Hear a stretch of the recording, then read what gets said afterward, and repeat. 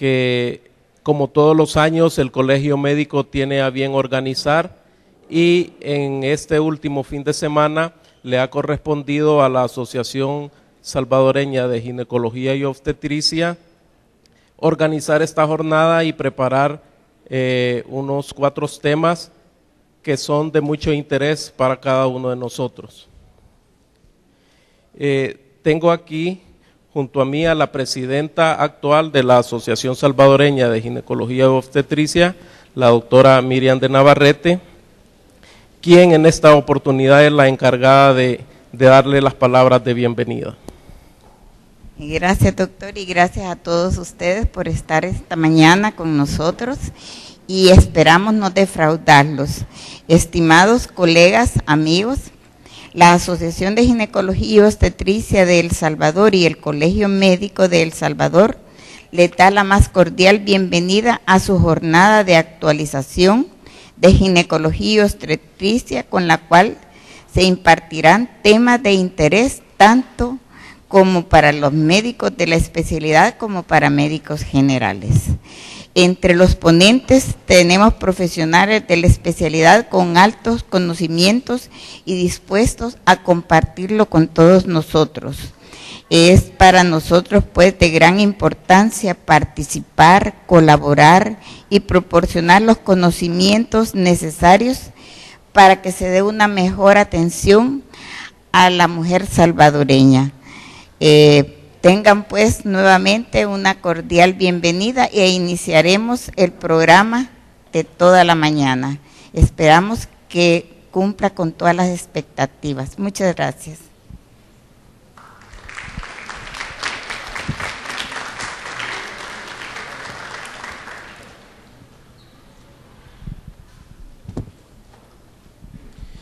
Bueno, luego del saludo de la presidenta de la Asociación Salvadoreña de Ginecología y Obstetricia, pues entonces iniciaremos esta jornada con un tema pues muy interesante.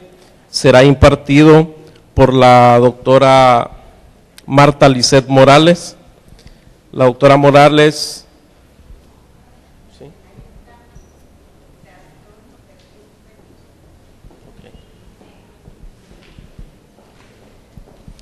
Como les decía, la doctora Marta Lisset Morales es médico graduada de la Universidad del Salvador, con entrenamiento en ginecología y obstetricia realizado en el Instituto Salvadoreño del Seguro Social.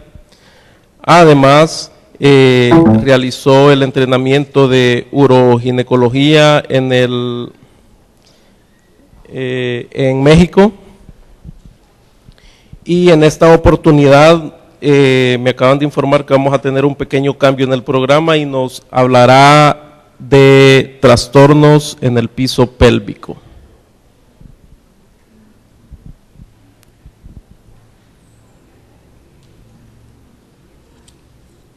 A través de la promoción de su producto llamado Hormoral, que es la progesterona micronizada que ellos están lanzando como nuevo producto al mercado.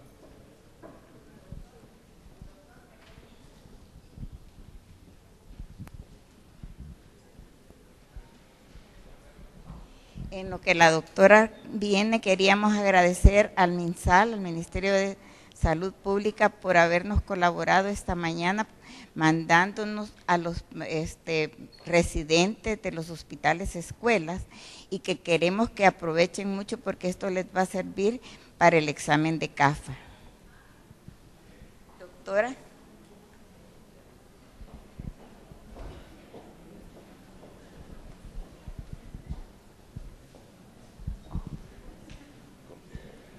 Gracias.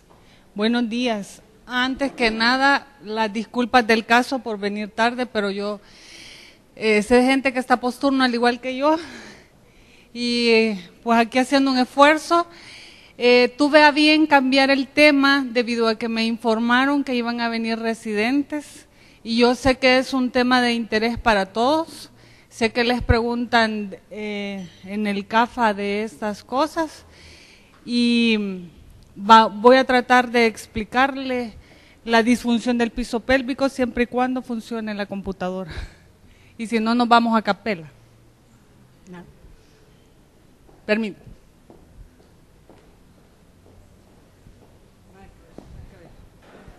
Otra vez las disculpas del caso, pero por fin la tecnología está de mi parte. Bueno, les decía que tuve a bien cambiar el tema debido a que venían muchos residentes y yo creo que ustedes ya tienen demasiados conocimientos acerca de infecciones de vías urinarias, aunque también es un tema muy bonito.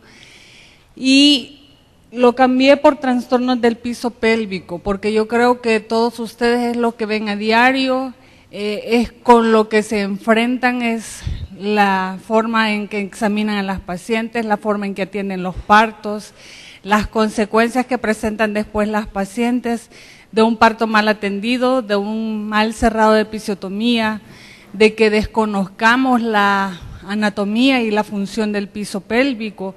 De eso depende que la paciente tenga una vida sexual buena después, que no tenga dispareunias, que no tenga incontinencia, ya sea urinaria o ya sea anal.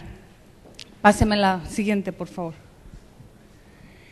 Bueno, entonces vamos a empezar hablando de qué es el piso pélvico. Es un sistema dinámico y coordinado encargado de brindar soporte a las vísceras pélvicas. Hablando anatómicamente, el sistema del piso pélvico lo podríamos considerar como el conjunto de músculos, ligamentos, fascia endopélvica, que le da soporte a todas las vísceras pélvicas. Y esto, si hablamos anatómicamente, puede considerarse algo pasivo, algo que no tiene un engranaje perfecto o no es una máquina perfecta para mantener en su lugar todas las vísceras pélvicas. Y nos vamos a dar cuenta que el engranaje perfecto y el funcionamiento perfecto de músculos, ligamentos, fascia endopélvica, sistema nervioso, es lo que le va a dar el funcionamiento adecuado al piso pélvico. Lo que sigue. Bueno, no se ve bien, pero entonces el sistema del piso pélvico tiene está compuesto por un sostén pasivo y un sostén activo. El sostén pasivo está constituido por la pelvis ósea y el tejido conectivo. Llámese esto aponeurosis parietal, arco tendinoso del elevador del ano, arco tendinoso de la aponeurosis pélvica, y el sostén activo, músculos del piso pélvico y el sistema nervioso, es decir, el plexo sacro y pudendo. ¿Ven por qué les digo que esto es un engranaje perfecto? Porque no solamente estamos hablando de que para que se dé una integridad del piso pélvico, para que funcione, debe de estar íntegro tanto el sostén pasivo como el sostén activo. Si hay alguna injuria a este tipo de sostén, entonces se van a dar las patologías de las cuales posteriormente vamos a hablar. La que sigue. Haciendo énfasis siempre, entonces, decimos que el tejido nervioso, el tejido conectivo y el tejido muscular son los encargados de formar el piso pélvico. Y como ustedes lo saben, dentro del tejido muscular, los músculos importantes, el músculo coccigio, el ilio coccigio, el pubo coccigio, el pubo rectalis y el famoso arco tendinoso que está ahí. No tengo puntero, por eso no se lo señalo, pero yo sé que todos ustedes son duchos en anatomía y no es mi intención darles clases de anatomía.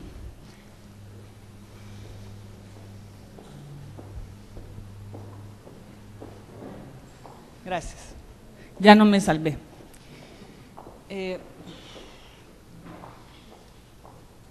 Quiero ver. Bueno, para mí lo más importante, el arco tendinoso. Bueno, todo es importante, lo estamos mencionando, y si estamos diciendo que todo esto, tejido nervioso, tejido conectivo, tejido muscular, tiene que estar íntegro para que haya un adecuado funcionamiento del piso pélvico, todo es importante. Entonces, el músculo coccigio, el iliococcigio, para que nos acordemos qué músculos cortamos cuando hacemos la episiotomía. El que sigue. Entonces, hablando del sistema nervioso, acordémonos siempre de conceptos anatómicos. El nervio pudendo, que tiene 3 ramas, que inerva el elevador del ano, el esfínter anal, el esfínter estriado uretral y los músculos superficiales. Ahí tenemos al nervio pudendo. Si ustedes ven el recorrido, por eso decimos que da 3 ramas, y tiene una rama clitoridea, ¿verdad?, la que inerva los músculos del diafragma, y el esfínter estriado uretral y el elevador del ano. Entonces, ¿qué creen ustedes que sucede cuando pasa la cabeza del feto a través del piso pélvico? ¿Qué creen ustedes que sucede con aquellas pacientes que las pasamos a cesárea después de haber tenido un parto prolongado, un segundo periodo prolongado, y decimos, no, ya no bajó, señora, y se echó 12 horas de trabajo de parto, a veces 16 horas de trabajo de parto, y luego las pasamos a cesárea, y la cabeza del bebé simple y sencillamente ha estado compresionando este nervio, y ha estado compresionando todos los músculos del piso pélvico?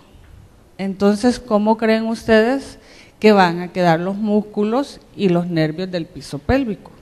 ¿Íntegros? No creo. Y en el mejor de los casos, si no ha tenido un desgarro o si el bebé no es macrosómico, pues no tendrá mucha afectación. Pero y si es un bebé macrosómico que nos damos ya cuenta porque no hacemos una buena medición una buena historia clínica o un buen examen físico, y hasta que ya pasó todo el tiempo y vemos, ya no salió, era macrosómico, indiquémosle la cesárea después que ha pasado tanto tiempo ahí con el bebé compresionando el nervio y los músculos del piso pélvico. Todo esto tiene que pensarlo, señores, cuando tengan a sus pacientes en labor de parto. La que sigue. Deme otro clic, por favor. Bueno, y esta diapositiva a mí me gusta mucho porque es la que les da a entender qué es la fascia endopélvica, la famosa fascia endopélvica. Cuando yo historio a mis pacientes y les explico, les digo que ya se les rompió la fascia, que es como una tela fuerte que mantiene en su lugar todas las vísceras pélvicas. El útero, la vejiga, el recto. Si ven esto blanco que envuelve todos los órganos, es la famosa fascia endopélvica, es lo que se rompe, y la consecuencia de la ruptura de la fascia endopélvica es el prolapso de vejiga, el famoso cistocele, el prolapso uterino, el prolapso del recto, o sea, el famoso recto o enterocele. Entonces hay que saber explicarle a las pacientes, ojo que el prolapso de órganos pélvicos no solo se da en pacientes viejitas como antes se creía, por ahí tenemos pacientes jóvenes, 30, 35 años con prolapso. Yo tengo una paciente con un prolapso uterino que solamente tiene un bebé y ella todavía desea un embarazo, entonces tengo que saber yo qué le voy a ofrecer a mi paciente, ¿se puede embarazar o no se puede embarazar esta paciente?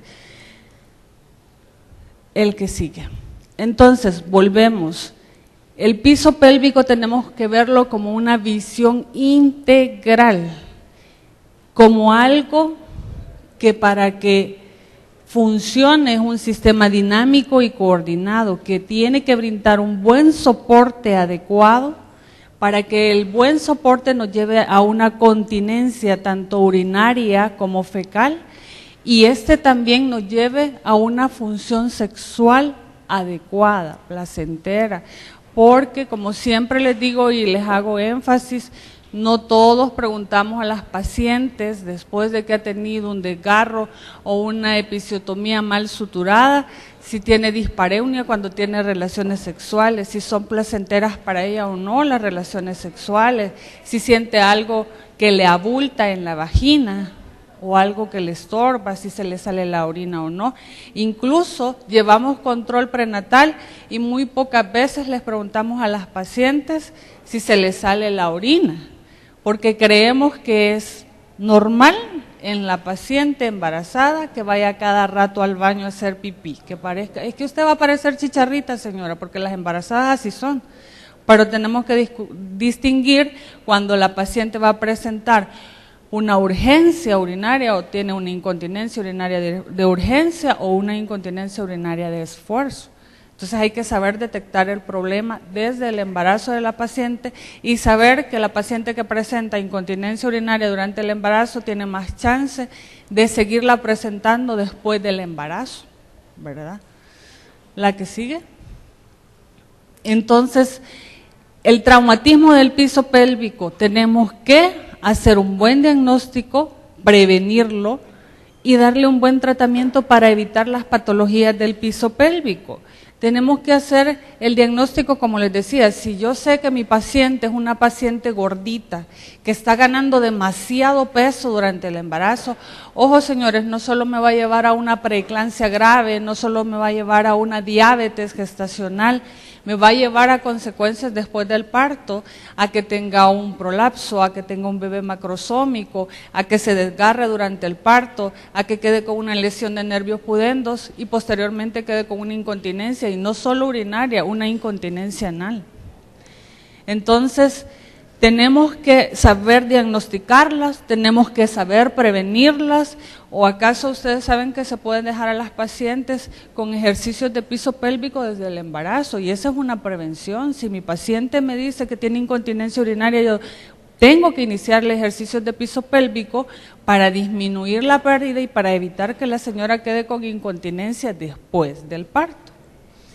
Y bueno, una vez que si se presenta la patología del piso pélvico, hay que saber dar un tratamiento adecuado. Si tuvo un desgarro grado 3 o grado 4, saber identificarlo, saber identificar los músculos y saber cómo cerrar un desgarro grado 3 o grado 4. El que sigue.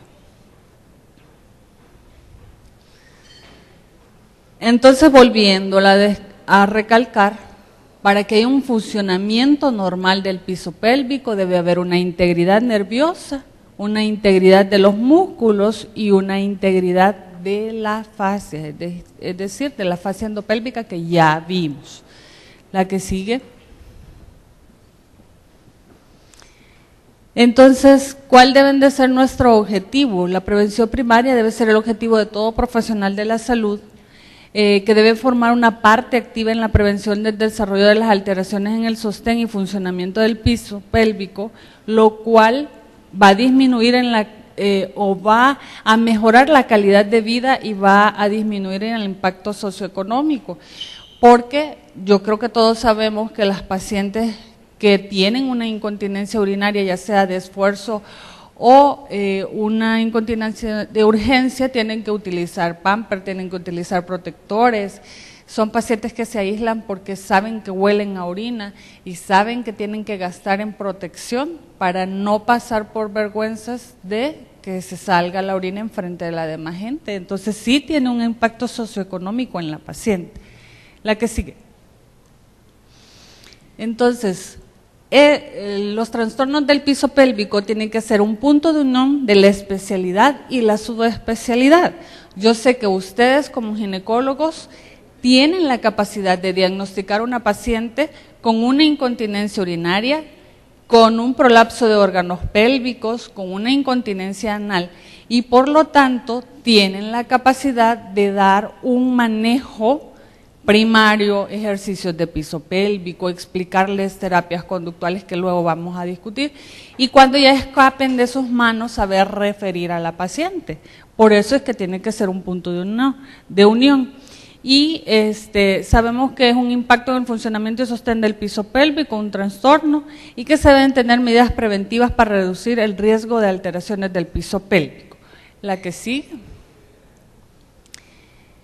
Entonces, hablando de los trastornos del piso pélvico, existe evidencia de que los factores de riesgo identificados son el embarazo, la paridad y el índice de masa corporal. Ya lo hemos venido mencionando. El embarazo per se va a hacer el crecimiento del bebé, va a ir elongando los músculos del piso pélvico, va a ir compresionando sobre los nervios. Por eso es que se discute qué tan factor protector constituye hacerle una cesárea a una paciente o tener un parto vaginal. Si así fuera, le indicaríamos cesárea a todas las pacientes, ¿verdad? Pero si la paciente ya inició trabajo de parto y termina en cesárea por un trabajo prolongado de parto o porque falla en el descenso, como decimos, o por un sufrido, pero ya tuvo trabajo de parto, ya la cesárea no constituye un factor protector, ¿verdad? Y la paridad, ya todos lo sabemos, a mayor paridad, mayor riesgo de presentar patologías del piso pélvico, y el índice de masa corporal, ya lo sabemos, ¿verdad? Pacientes obesas, que aparte se embarazan, ya el sobrepeso de ellas y el peso del bebé impacta sobre el piso pélvico, sobre los músculos del piso pélvico, deteriora el buen funcionamiento y vamos a terminar en prolapso de órganos pélvicos, incontinencia urinaria o incontinencia anal. Factores relacionados con el nacimiento, la presentación de incontinencia urinaria, fecal, disfunción sexual y prolapso de órganos pélvicos, como son el peso del producto al nacer, lo que decíamos, macrosómicos, utilización de forceps, episiotomía media, nosotros no realizamos episiotomía media, sino mediolateral, y analgesia epidural. ¿Por qué la analgesia epidural? Porque cuando se punciona puede haber factor también de dar un trastorno de vaciamiento por la punción y el nivel en donde se puncionan los nervios, ¿verdad? A nivel sacro o lumbar, y puede dar un relajamiento excesivo, ¿verdad?, del piso pélvico y presentar cosas que pueden ser transitorias, patologías que pueden ser transitorias, y después se verá si funciona adecuadamente o no el piso pélvico. La que sigue. Entonces, ¿cuál es la magnitud del problema? ¿Será un verdadero impacto para la paciente tener, no se ve muy bien o yo no lo veo bien por el posturno, que tenga un acortamiento del hiato genital y del cuerpo perineal? Son pacientes que tuvieron un desgarro y después del parto dicen: doctora, mi esposo dice que ya no siente igual, que ya quedé floja. Porque simple y sencillamente sí lo han escuchado y y llegan pacientes llorando, y a veces jóvenes y viejitas, porque hay un acortamiento del cuerpo perineal, del espacio entre la vagina, el introito vaginal y el ano, porque hubo un desgarro, no se suturó bien, el cuerpo perineal no se reconstituyó, y entonces las pacientes sienten inseguridad, aparte de tener la relajación del piso pélvico.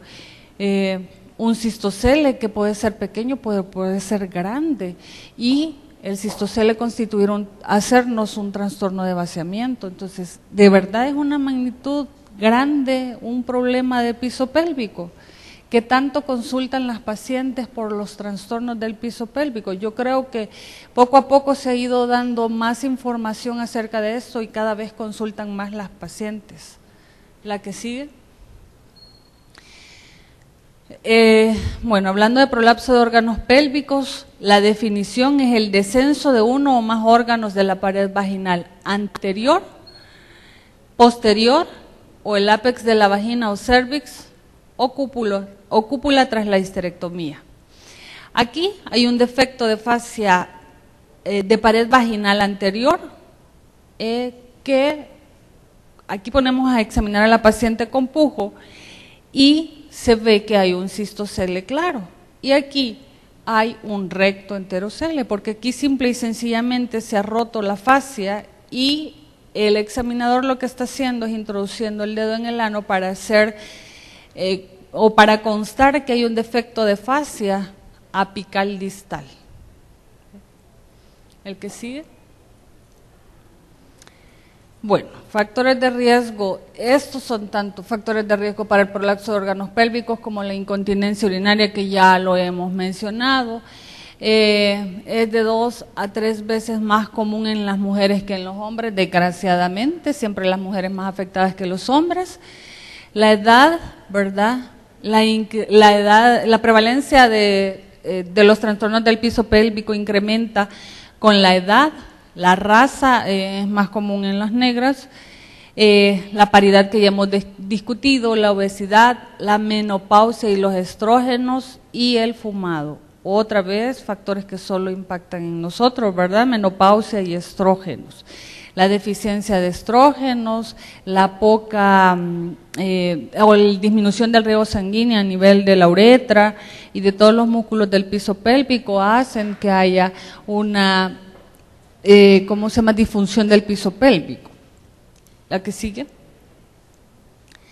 Entonces, la incontinencia urinaria. Por ahí llegan los residentes a la consulta y empiezo a preguntarles qué es incontinencia urinaria. ¿Quiénes son los residentes de gineco? Todos los que están adelante, ¿verdad? Quiero ver, levanten la mano. Solo de la Mayo vinieron. Por allá. Ya los vi. ¿De qué años son? ¿De los de atrás? Ay, de primero ya vi. Solo de la Mayo vinieron. ¿De qué otro hospital han venido? De Santana. ¿Dónde están los de Santana? Levante la mano. Nadie de San Miguel. ¿Alguien sabe qué es la incontinencia urinaria? Que no sean los de la Mayo porque ya los tengo aburridos. Por ahí llegan los residentes y empiezan a decirme un montón de cosas. ¿Qué es la pérdida de orina? Que tiene que ser demostrable y que causa un impacto económico, social, no sé qué, chalala. Puros cuentos y puros inventos. Siempre los mando a leer y les digo yo, pásense las preguntas de unos a otros. La incontinencia urinaria no es más que la queja de la paciente de la pérdida involuntaria de orina. Antes el concepto decía que tiene que ser demostrable y que tiene que constituir un impacto socioeconómico en la paciente. Pero si ya la paciente por la historia clínica me dice, se me sale la orina, es que siempre ando mojada. Entonces nosotros tenemos que preguntarle, ¿cuándo se le sale la orina? ¿Se le sale al toser con el esfuerzo, al toser, al estornudar, al cargar cosas pesadas, al reírse?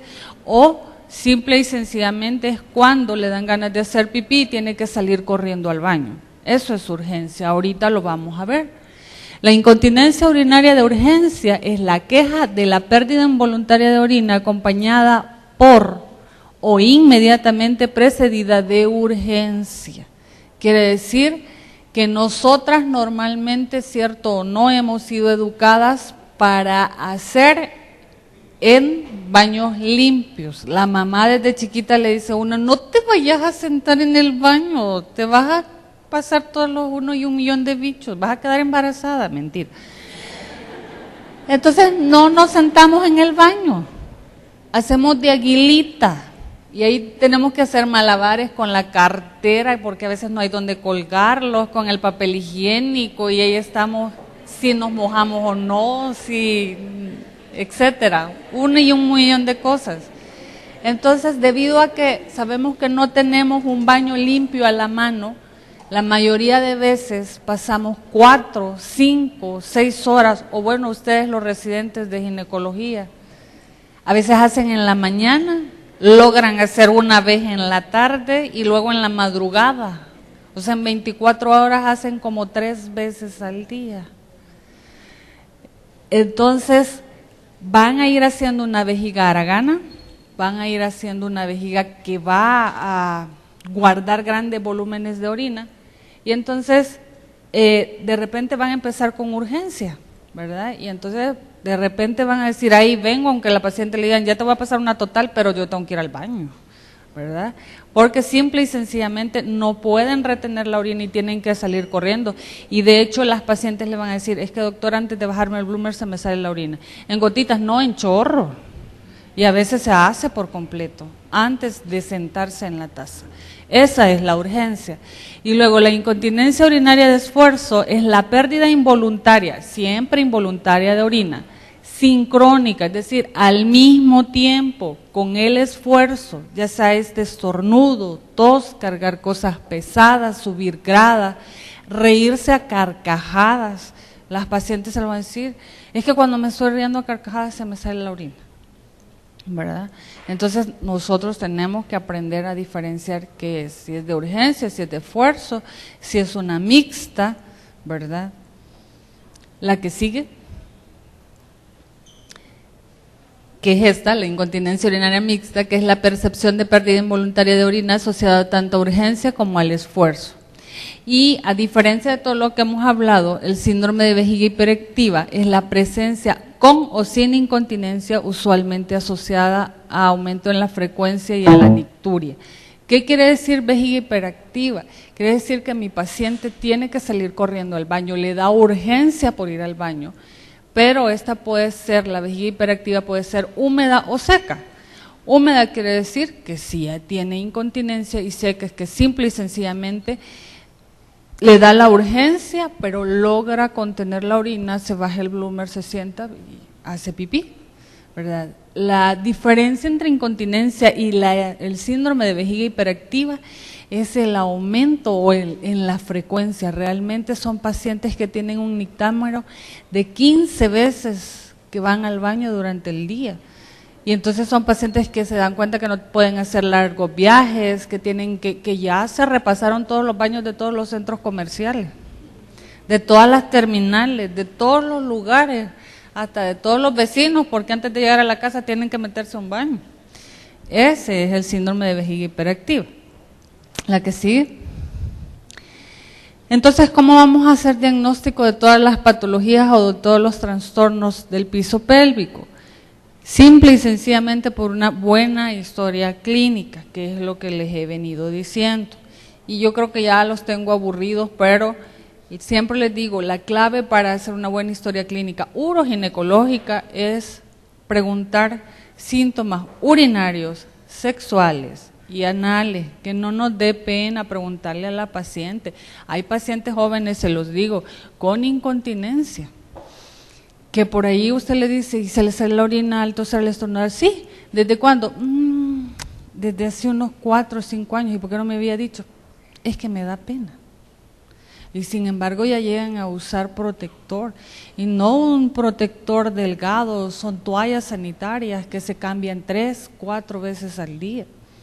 Entonces, si ya gastan en toallas sanitarias cuando le viene la menstruación, y de remate también tienen que gastar porque tienen incontinencia urinaria, sí es un impacto en el bolsillo de la paciente. ¿Cuánto cuesta una bolsa de toallas sanitarias? ¿Verdad? Entonces, una buena historia clínica, ver si la paciente tiene factores de riesgo. Mi paciente gordita, ¿cuántos hijos tuvo, señora? La paridad de la paciente. Alguno de ellos fue gordito, le costó que naciera, la desgarró. Es que a mí me hicieron la episiotomía, sí, pero aparte de que le hicieron la episiotomía, el doctor le dijo que se había desgarrado, que se hizo más grande la herida por el nacimiento de su bebé. Sí. Costó que me cerrara la episiotomía, sí. Se tardó en nacer su bebé, sí, una prolongación del segundo periodo, ¿verdad? Factores desencadenantes. ¿Qué son los factores desencadenantes? Aquellas pacientes tosedoras crónicas con estreñimiento crónico, aquellas pacientes que también tienen una deficiencia en el colágeno, ¿verdad?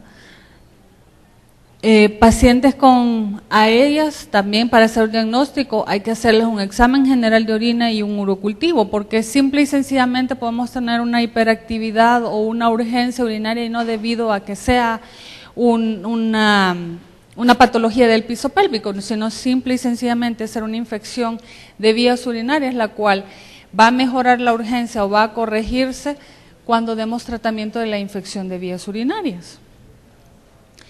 Hay que hacer cuestionarios o pasarle un cuestionario de calidad de vida a la paciente. Estos cuestionarios sirven o más o menos tienen que decirle a la paciente, ¿se le sale a usted la orina? Sí. ¿Le molesta la pérdida de orina?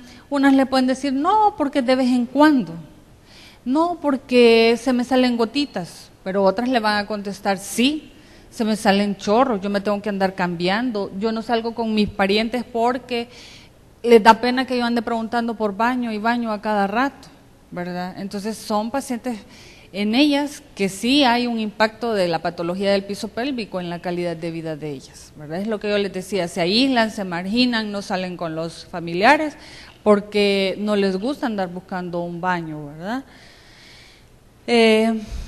Hay que hacerles un diario miccional, más adelante por ahí tengo y una exploración física adecuada, que también se los hago ver a mis residentes cuando llegan a la consulta, ¿verdad? Desde que ingresa la paciente al consultorio hay que ver si la paciente camina bien, si usa muletas, si arrastra el pie, es decir, que tenga una afectación lumbar, una afectación nerviosa, para decir entonces que no es una causa anatómica meramente del piso pélvico, sino que es algo neurológico que les va a estar afectando el piso pélvico a la señora, y entonces allí sí ya tenemos los pies más hinchados porque es más difícil manejar una patología de piso pélvico. La que sigue. Este es el diario miccional que les decía, en la cual la paciente se hace por 3 días, se puede hacer por 3 o 7 días, pero la paciente anota, ¿verdad? Tanto la ingesta de líquidos, la pérdida de líquidos, si fue con esfuerzo, si fue con urgencia, qué tipo de esfuerzo estaba haciendo la paciente cuando perdió orina, o para distinguir si son esfuerzos leves, moderados o grandes esfuerzos. El famoso Q-tip test que les pregunto a los residentes, ¿para qué sirve el Q-tip test? Es una prueba para descartar hipermovilidad de la uretra, y eso lo hacemos cuando la paciente nos dice que tiene una incontinencia urinaria de esfuerzo, cuando se queja de que pierde orina al toser, al estornudar. Esta es una prueba que me va a servir para saber si mi paciente va a requerir de una malla para que le dé un soporte adecuado a la uretra, y con esto va a tener mejoría o cura de la incontinencia urinaria de esfuerzo. La prueba consiste en introducir un hisopo en la uretra y llegar hasta la unión uretrovesical.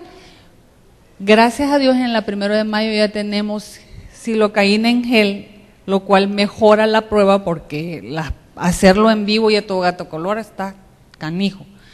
Pero con la silocaína mejoramos o desensibilizamos a las pacientes, introducimos el hisopo. En reposo, el hisopo tiene que estar a 0 grados. Y yo le pido a la paciente que puje. Y si hay movilidad del hisopo mayor de 30 grados, es decir, si hace esto y la paciente puja y hace esto el hisopo, yo sé que tiene una hipermovilidad de la uretra, y que entonces debo colocarle o hacerle una cirugía antiincontinencia a mi paciente. Llámese TOT, llámese TBT, Burch, lo que sea. Y revisar a mi paciente, puede ser en posición ginecológica y pedirle que puje, que tosa, para ver si tiene prolapso de órganos pélvicos. Siempre el tacto bimanual, no lo olvidemos, ¿verdad? Porque además me sirve para ver la integridad del esfínter anal, si está íntegro, si tiene buen tono, ¿verdad? Si está respetado el esfínter, o la paciente también por pena a ustedes no les dice si se me salen las heces sin querer, si mancho el bloomer sin querer, si tengo urgencia, así como se presenta la urgencia urinaria, se puede presentar la urgencia fecal. Son pacientes que tienen que salir corriendo al baño y buscar, y ya se hacen para hacer popó. También puede haber una urgencia fecal. ¿Por qué? Por una compresión del nervio pudendo. La que sigue. Siempre del diagnóstico, procedimientos especiales. La urodinamia multicanal. Esto sirve y se hace a través de una computadora, de un software, para determinar si la paciente tiene una vejiga hiperactiva, si tiene una deficiencia intrínseca del esfínter, si tiene una hipermovilidad de la uretra. Desgraciadamente, nosotros en la 1 de mayo no contamos con esto. Los urólogos sí tienen un equipo de urodinamia multicanal, que no lo sepan, para mí muy mal usados por ellos, pero no nos quieren y no nos lo prestan. Entonces nuestras pacientes en la 1 de mayo les tenemos que hacer urodinamia monocanal, que ya está en desuso, pero que nos sirve por ahí para hacer una diferencia, o más bien para diagnosticar que una paciente tiene una incontinencia de urinaria mixta, de esfuerzo, y si van a meritar malla, o simple y sencillamente se va a dar manejo médico. La que sigue. Y otro procedimiento especial es la cistoscopía. Con esa sí contamos en la 1 de mayo.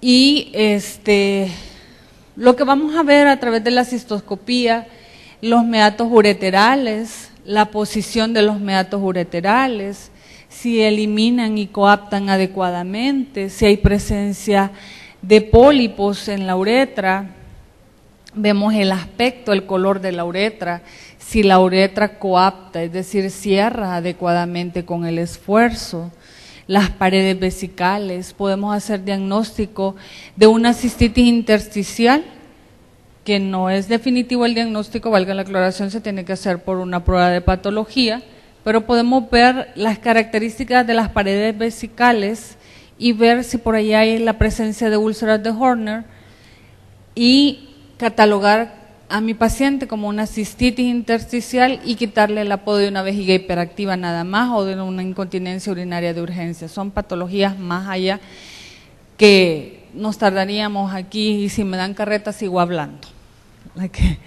Esto también lo vemos a través de la cistoscopía.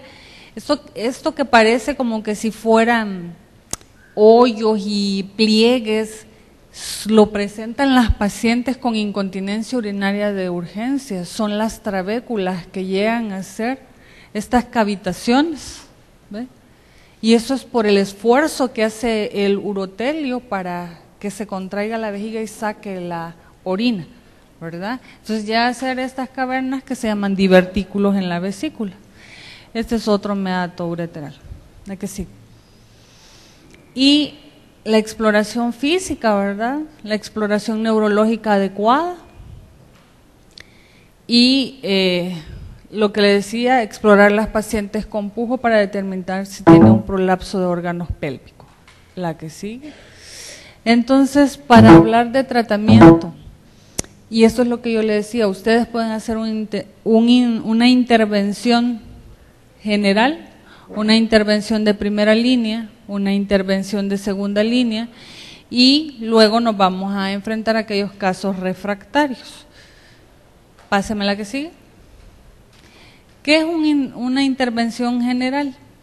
Decirle a la paciente primero, historiar bien a la paciente, examinar bien a la paciente, establecer un diagnóstico adecuado, y una vez establecido el diagnóstico, entonces decirle a la señora, si yo detecto que mi paciente ingiere 5 litros de agua, 6 litros de agua, y que la paciente me dice, es que yo antes de irme a acostar me tomo así como medio litro de agua, doctora, pero me tengo que parar como 6 veces en la noche.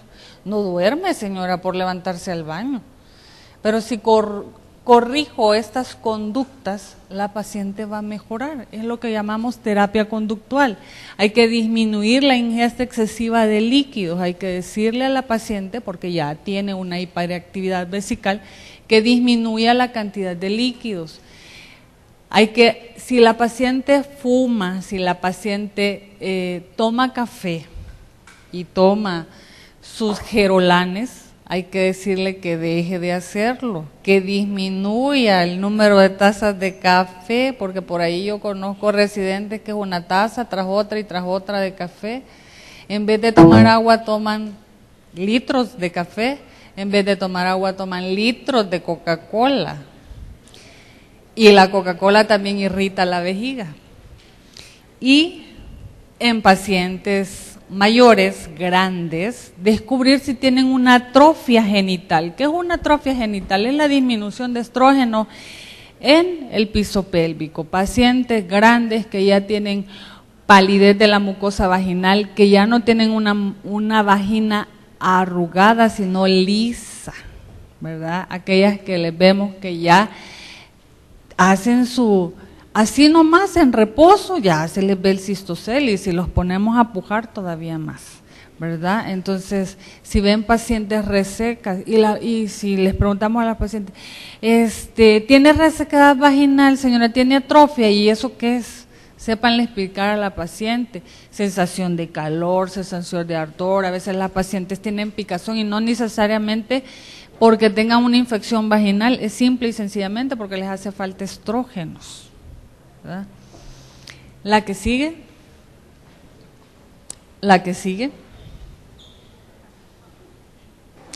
Intervención de primera línea, ejercicios del piso pélvico, entrenamiento vesical y tratamiento farmacológico. Yo creo que hasta aquí llegamos con ustedes. Sí, los médicos ginecólogos o incluso el tratamiento farmacológico. Ejercicios de piso pélvico, los famosos ejercicios de Kegel, pero sepamos explicarle a las pacientes, por favor, que no lleguen las pacientes diciendo, es que a mí el médico me dijo que lo hiciera cuando estoy haciendo pipí, corto el chorro, fíjese doctora, eso no está bien, eso nunca se debe hacer. Tenemos que enseñarle a la paciente a hacer ejercicios de piso pélvico. Tiene que apretar vagina y ano como cuando quiere evitar que se salga un gas, así. O como cuando corta de hacer pupú, para que nos entiendan las pacientes. Cierre, apriete. Y hay pacientes que apretan, inflan la panza, hacen gestos, dejan de respirar, se nos van a morir haciendo ejercicios de piso pélvico, Dios guarde más las viejitas. Entonces hay que enseñarlas y educarles. No deje de respirar, no infle la panza, no levante las caderas, es nada más apretar. Apriete y luego relaje, que las pacientes sientan y aprendan la diferencia entre la contracción del piso pélvico y la relajación del piso pélvico.